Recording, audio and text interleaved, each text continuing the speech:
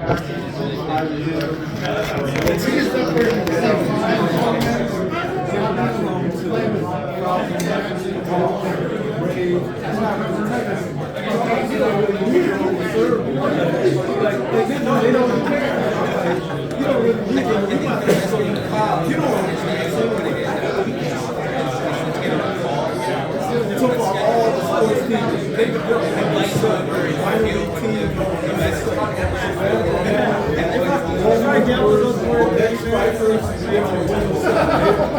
not doing you a service.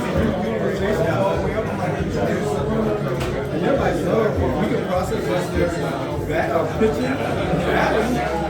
I want you don't need them first. If you got internet connections,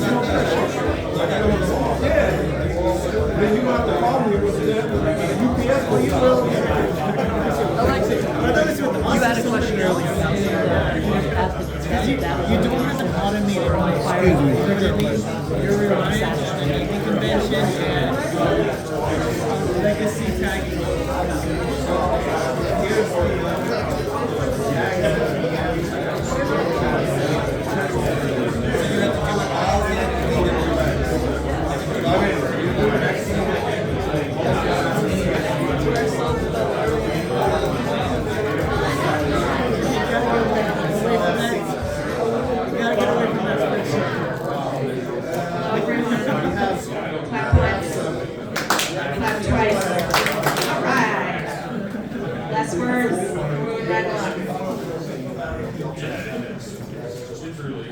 You guys feel like we're like summer, winter, summer?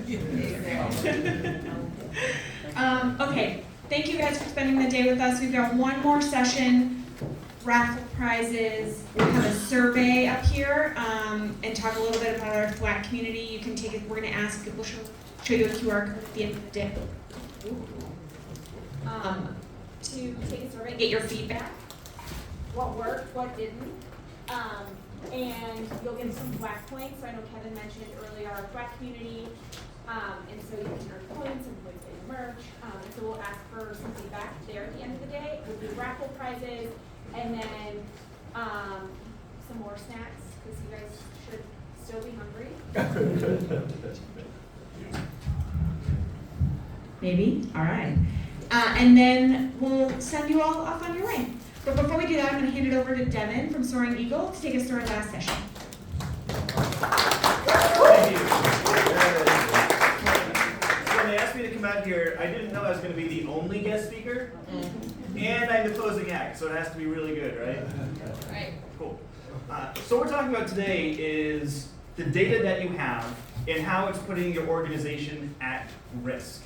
And I know the number one thing people are thinking about when you're talking about putting your data at risk is security, right? But there's so many other ways that your data is putting your company at risk. Everything from missing deadlines because you have too much of it in too many places and you can't get it all together in time. You're blowing out your budgets because your cloud spend is spiraling, you're buying too much hardware to store it on. Whatever the problem is, or perhaps even you're not using your data properly because you need to be using your data to make good business decisions. So if you're using old data, deduplicated data, or you're just not using it, that's also putting your company at risk in 2025. So what I want to talk about is something a little bit more esoteric here, and that's exactly how the performance of your data is putting the company at risk. Because it's not talked about enough. You guys can get security seminars all day long. Let's talk about performance of your data, right? So first, let's define some performance. When I'm talking about performance, I mean, one, the access of your data. Can your users get to everything that they need, and only the things that they need? Reliability. Is it up? Is it speedy? And up and speedy are two very generic terms because they're different for every company, right? I was talking to a company 2 weeks ago, they said they only need 3 nines of uptime. The week before that, I was working with a company that's actually a stock exchange, and they said that they have response times longer than 100th of a second that they go out of business, right? So what is your uptime and your data retrieval speeds that your company needs, and how can you make sure you're hitting them? And then scalability, right? Because everybody here is trying to grow. Is there any company here that's not trying to grow at all, right? Cool. So if you buy your competitor, if you have a great quarter and you increase your users by 30, 40, 50%, Can all of your applications still function? Can you still do your work? Do you have like a seasonal problem or a cyclical problem? Any schools in the house? Yeah? So first day of every semester, you're probably panicking and overworked and frazzled a little bit, right? No? Excellent, I like that. That means you're good at what you do and you're well-resourced. But a lot of schools have that problem. Or in the medical industry, the end of the year when people are open enrollment, using up the rest of their insurance before they go on to the next year, you have to prepare for these problems in your IT department. So do any of you guys have like a different definition of performance that doesn't really fit under these guidelines that you want to share? Or different KPI or a specific KPI that you're tracking? No? This kind of covers everything? Cool, that means I really know what I'm doing, right? Awesome. So, why do we have these problems? Why do we have performance problems? I'm going to skip over some parts of my presentation because I think they've been covered pretty well today. But let's hit on the war room circle of blame that everybody's talking about a little bit today, right? Because the important part of this component to me is sysadmin pushes the blame off the network, network blames code, but then you go to the cloud and the hardware vendors, and they love it when you complain about performance, because they want to jack up the price of everything they're selling you, they want to give you more cloud compute, they want to give you more hardware, and that'll solve all of your problems until 6, 9, 12 months down the road, because you didn't get to the root cause of your performance problem, you're going to have to do it again, or finally get to the root cause of what's actually causing your performance problems. And you have to be able to do that. And when I say you have to, application slowness and downtime is a $400 billion loss nationwide. To put that into perspective, the entire cloud spend in North America last year was $500 billion. So the cost of downtime and slowness is almost the same as the cost of what we're spending on the cloud, guys. You cannot push this off. Now, it is true that a lot of the downtime, a slight majority of 56% is caused by security. But that means 44% is caused by infrastructure and code problems. And that means it's preventable. And we need to be doing that. Also, for some of you larger companies, you might want to bring these numbers up when you're looking for budget. Especially this one right here. You don't want your stock to drop due to an application failure. These are the kind of numbers that your CRO, your CFO are going to say, ooh, I need to pay attention to you guys now because I get bonuses if my stock goes up, not if my stock goes down, right? But it's also important to you guys personally. I read this article over last summer of why IT leaders are being let go of their positions. And the number one cause is application failures in the system. Number 2 and number 3 were basically tied, project deadline failures and ignoring customer issues, or not being able to respond to customer issues. And when I see this, I see 3 things that really work all together. First of all, is anybody surprised by the way these numbers broke down? You probably kind of thought of it internally, but seeing the numbers is kind of interesting there. So when I saw these numbers, something clicked for me, right? Because every time you go your first management job, your first project leader job, you're talking about the iron triangle, this triangle here on the left. That's the one where it says, every time you have a project, it can be good, fast, and cheap, pick 2. Or on time, on spec, on budget, pick 2. But now that we've grown in our roles, now we're actual IT leaders, our iron triangle has changed. And that change is now here on the right. What your new iron triangle is, stability of systems, project deadlines, and customer response. Does anybody here really have a responsibility that does not fall into this category here, in one of these 3? Right? This covers it all. So, but more and more and more, because CEOs are the way they are, because CROs are the way they are, you're going to be forced into these 2 most of the time, and most of your budget's going to have to be spent there.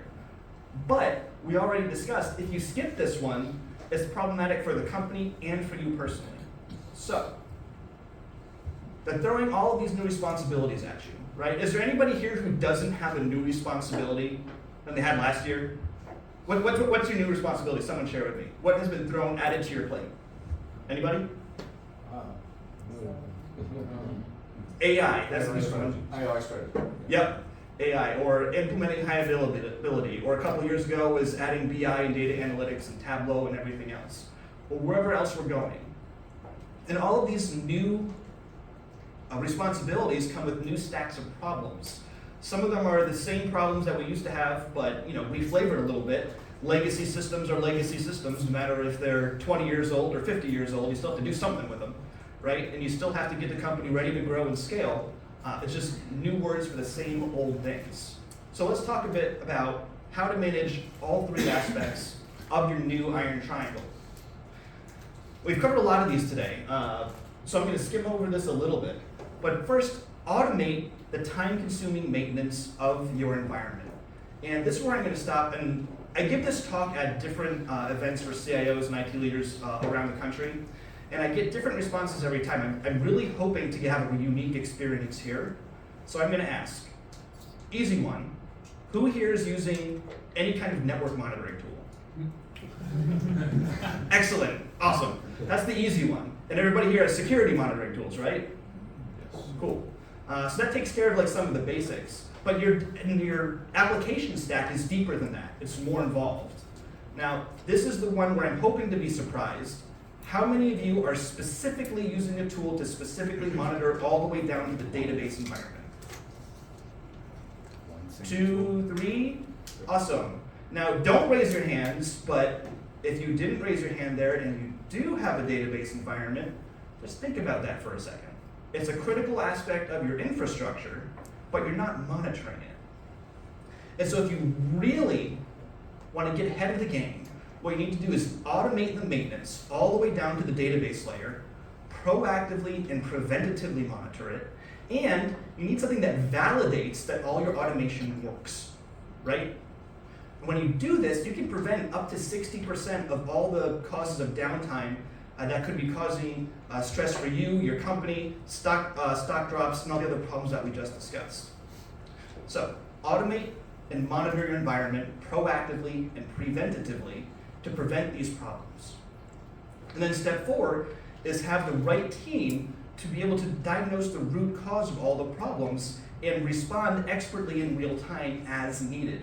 And there's always a bunch of ways to do that. Upskill your team, train them, hire more full-time employees, or bring in a consulting firm, an MSP. That way you can augment your team beyond what their internal capabilities are. Here's one thing I'd like everybody to do right now is take out your phones. I know speakers aren't supposed to say that. But I want everybody to take a picture of this slide and send it to your team and say, whoever's in charge of the database, even if it's not necessarily your department, it's a good idea to ask them, say, hey, this got brought up and it's kind of important. For those of you who aren't DBAs, the database corruption check, Kevin Klein actually touched on this a little bit about 45 minutes ago. It's one of the critical components to managing your data. And the reason for that is very simple. How many of you have an expensive backup system? Great. How many of you know that the data in your backup system is not corrupted?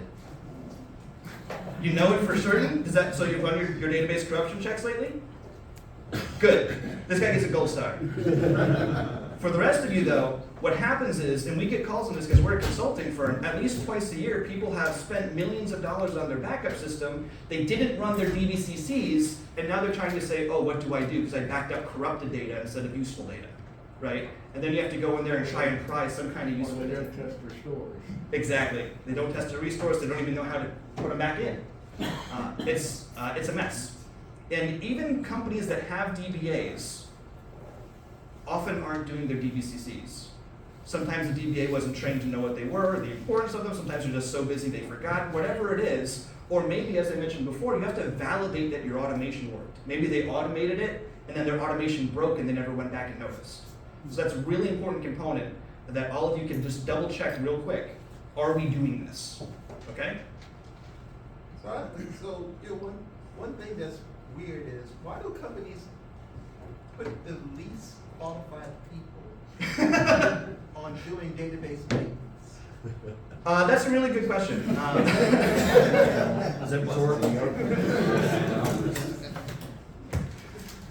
It comes down. We don't have time. That's a really good question, and it's one of the problems that we try to solve. And I am going to spend about 90 seconds talking about us real quick before I move on to more fun stuff, because we are a guest here, so who the heck are we, right? We are an all onshore data solutions experts. Essentially, we're DBAs for hire. So one of the problems that we solve is the automation of database maintenance. We have our own tool that we use as a SaaS product, or it's a component of our services that allows you to automate basic things from heartbeats and health checks and the DVCCs that we just mentioned, to even proactively and real-time monitoring of VLFs and page tears and critical components of your database that no one else is really monitoring right now. And we do this side by side with SolarWinds DPA. In a moment, I'll talk to you about how. But this does not conflict with those. As a matter of fact, we built our software to interact with them and integrate very fully with them because their alerts are just top-notch. So think of us when you want to automate the maintenance of your database environment, or if you want to augment your team with that expertise to make sure that you are ready for whatever comes at them. So let's talk about what happens when you automate, monitor, prevent, and diagnose things in real time with some real companies. The first case study we're going to talk about here is a hospital. At the time we took them on, they were doing about $2 billion a year in revenue, and they were growing by acquiring all the smaller hospitals around them. And as you can imagine, a hospital has a lot of data. How many of you work in hospitals specifically? Yeah. So unless you've actually worked at a hospital data, you might not know this. Absolutely everything in a hospital right now is a SaaS product. And that SaaS product probably runs on a SQL server in a closet somewhere on-prem, okay? Even your infusion pumps. I learned this a couple of weeks ago when talking to one of our, this client actually, was the infusion pumps to just simply put the blood into your veins when you're lying in the hospital bed are still running off SQL Server in the data center somewhere. So everything you're doing in a hospital runs on a database. And so this hospital specifically had a problem with 100 mission critical servers. They couldn't get their uptime, they couldn't be reliable. This was affecting patient care, and it was affecting their ability to acquire the new companies. They couldn't onboard them because they couldn't onboard the data. So they had 3 employees dedicated to what we now call performance and reliability of the database environment, and they were failing to do so. So what we did first was we came in with SolarWinds DPA. The reason why we use SolarWinds DPA is it's amazing at finding the root cause of the problems in the entire application stack as it affects the database environment. It's called the Database Performance Analyzer. It does so much more than that. And so we were able to very quickly and clearly find the root cause of all the problems. When it's the database, it gets fixed. When it's a hardware, whether it's I/O, you can easily quantify what's happening. And specifically, when you have a large environment like a hospital, you get a lot of complaints when things start getting slow. So you need to be able to say, okay, this person called and complained at 2 o'clock. What was running at 2 o'clock? I can drill down to the second and find out which queries were running at 2 o'clock so I can make sure I hit the hardest hitting ones and not get distracted by the ones that aren't being used at the problematic times. And so once you've taken a look at, let's see, there were 3 queries running at 2 o'clock. One of them took 5 seconds, but it only ran 1 time. This one took 4 seconds, but it ran 1,000 times. Gee, which one do I want to pick? I want to fix the one that's being run 1,000 times, not the one that's actually running longer, because that's the one that's going to improve performance for most people at the company. DPA gives you the information to be able to do that and to quantify when it's not a database issue so that you can appropriately identify to the right department what they need. Now, coming in with Flight, which is our software that automates and maintains the database environment, what we were able to do is take all of the pressure of maintaining these servers off of the in-house team and allow them to move on to project deadlines and integrating all the data that's coming in from the new hospitals. So that way, now they're up to 500 servers that are being managed with 0 full-time employees through a combination of the use of Flight software, SolarWinds DPA, and a little augmentation from the SolarWinds team. They're getting more than 5 times as much service for a lot less than they were paying for 3 full-time employees. This company had a lot of problems. Now, how many here are growing like really fast and so you're always standing up new software, new applications, new hardware? Yeah, so this story is for you guys. So we came into this company to solve an emergency. We met them at a conference and they brought us in literally 2 weeks later when everything melted. and we had to come in and help them stand it back up. And so we were there for a little while, but we knew that there were always problems in other environments that they had that they wouldn't let us touch. So at some point, a new VP came in and said, why is everything always crashing? Well, everything's always crashing. What did we learn about back in the beginning of this talk? He let everybody go because they weren't able to keep the applications up. Then they turned to us and said, wait, isn't it your job to keep everything from crashing? We said, no, our corner is alive. How about we help you with the rest of it and keep going? And he said, okay, let's see what you got. And it turns out that we were managing about 8 servers, SQL and PostgreSQL for them. And we were using a DPA and our own software to manage them properly.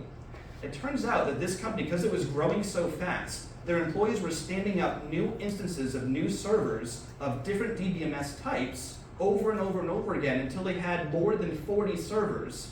And the CIO who brought us on thought there were only about a dozen. They had about 25, 30 more servers than they even knew existed. He was just signing checks randomly that he wasn't paying attention. And this is a huge problem. You can't maintain an environment if you don't know it's there, and you're overspending crazy.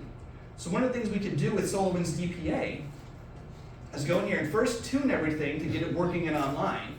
After that, you're going to go ahead and identify the exact resource consumption that you're using, so that way you can consolidate and say, I don't actually need all these SQL cores. I don't need all this, all the extra licenses. I don't need the hardware. I don't need the cloud compute, and consolidate your environment. We saved them $155,000 a year just on the SQL consolidation alone.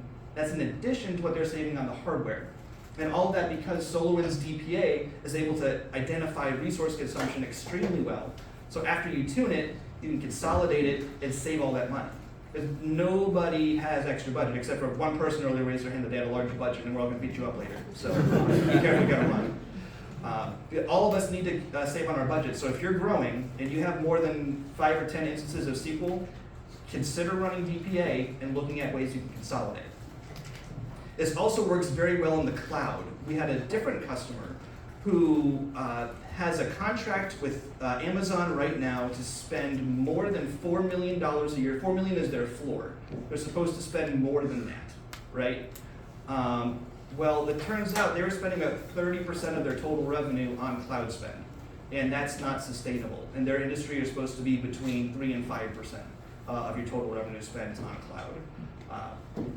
So in order to get in there and clean up the environment, we again gave them SolarWinds DPA, analyzed what they were actually using compute-wise, and showed them, hey, you should be spending $500,000 a year, not $4 million to $7 million, which is what you're doing right now, and save 8-fold on what you're spending, just by proper performance monitoring of the environment and scaling it properly. So huge use cases for DPA right there. And now there's somebody, who in here has less than like 5 servers? Who has like 1, 2, 3? Anybody? Everybody has bigger environments? Cool, I like bigger environments. But let's hypothetically, if you ever move to a company and you have a smaller environment, what do you do? Like, I only have 2 or 3, I don't need to monitor them. It's not true. If you only have 2 or 3, that means if one goes down, 1/3 of all of your functions are down, right? So this customer brought us in because they're a small growing company, but they were having growing troubles. They couldn't keep their applications moving fast enough. They were a SaaS company. And that's a problem for a SaaS company. So their largest customer, responsible for about 20% of their total revenue, said, your product's unusable, we're gonna cut you off if you don't fix it in 2 weeks. And all of their products were built on SQL. They had no in-house DBAs. They had no monitoring tools. So again, we come in, we put SolarWinds DPA on their systems, and what we found was really pretty simple. This is something that you'd think they could figure out on their own, but they weren't able to. And that is, we used DPA's ability to look at the physical resources, and they just simply didn't have enough memory going on. But because they couldn't quantify it, nobody was able to understand the root cause of what was actually happening in those environments. So once it's quantified, it can be resolved. And that's the benefit of using a tool like DPA to monitor your environment. So, automate your maintenance. Monitor it properly. You've heard us all say it all day. It's because it's just that important and it has to be sort of pounded into everybody. Hopefully today I talked to you and gave you some talking points you can use to review with your CFO, your CRO, whoever's holding the budget, so that you can show them the impact on the company. And I highly recommend that you talk to us a little bit more about flight software, about SolarWinds DPA, and also getting an expert response team. Because it's a lot more affordable than you might think to get extra help from a company like Soaring, and in particular, to get training on this software. Because you don't want to have shelfware. A tool bloat is a thing, we just had a whole presentation on it. So one thing that we can do is also have a training course specifically on not just performance and tuning of your environment, but performance and tuning using SolarWinds DPA at the same time, so you get the double benefit of getting the tool better and improving the actual tuning abilities of your team. So for those of you who don't know, if you are currently a SolarWinds customer, you get a free license of SolarWinds DPA. So if you have a database environment and you're currently not using it, talk to your SEs at the back today and ask them how to turn it on. Seriously, I'm not joking. You have access to a free license of it. Go ahead and use it. And then if you want to expand it to the rest of your environment, go ahead and do so. But there's literally no reason that all of you can't be using DPA next week, because if you're a current customer, it is free. And then when you need more than one license, it's really affordable after that. And then for our maintenance tool, the pricing is very reasonable as well, and it scales very well for the larger environments. If you do need some services, as I mentioned, we're a database administration as a service. So whether you need a short-term performance and tuning review of your environment, or if you need full 24/7 augmentation, we can help out your team and provide all of the expertise that they need, including training them on how to use SolarWinds DPA and SQL Sentry. So here's what I'd like everybody to do. Only a couple of you mentioned that you are actually currently using DPA. Everybody who is a current customer who has a database environment, talk to the SEs in the back, get it turned on, and then my CEO will give you a full hour of his time working with you in DPA, showing you how to use it, solving problems in your environment in real time, so that way you know the value of what you've got and you actually know how to use the tool. And we'll do that for you for free. All you have to do is scan this and sign up. And for those of you, if there anybody here who is not a current SolarWinds customer, you can still get a free trial of DPA. It lasts 2 weeks. Go ahead and scan this and we'll make sure we get that as well, right? So will that free hour help anybody, help you use DPA? Yeah? Cool, so go ahead and sign up for that. Turn on your free license, and let's go have some drinks, right? Oh no, raffle time. Let's have some drinks. We gotta do raffles first.